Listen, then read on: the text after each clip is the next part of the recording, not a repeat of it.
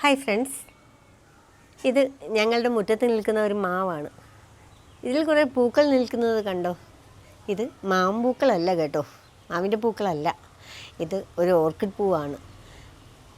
ഇത് നമ്മൾ spider orchid എന്ന് പറയില്ലേ, ആ സ്പൈഡർ ഓർക്കിഡ് എന്ന് പറയുന്ന ഓർക്കിഡിൻ്റെ ഫ്ലവേഴ്സാണ് നിങ്ങളീ കാണുന്നത്.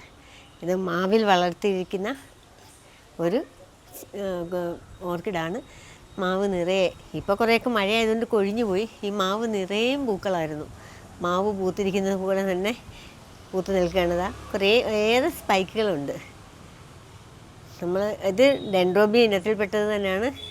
നമ്മൾ സാധാരണ എനിക്ക് തോന്നുന്നു കേരളത്തിലെ ഒട്ടുമിക്ക വീടുകളിലും ഈ സ്പൈഡർ ഓർക്കിഡ് ഉണ്ട്. കാരണം എല്ലാവരും എവിടുന്നെങ്കിലും കളക്ട് ചെയ്യുന്നൊരു ഓർക്കിഡാണ് ഈ സ്പൈഡർ ഓർക്കിഡ്. നല്ല ഭംഗിയാണ് കാണാൻ.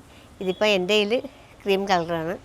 ഇതിൻ്റെ കുറച്ചൊരു യെല്ലോ ഷെയ്ഡുള്ളതുണ്ട്, മെറൂൺ ഷെയ്ഡുള്ളതുണ്ട്, അങ്ങനെ 2-3 ഷെയ്ഡ്സ് ഉണ്ട്.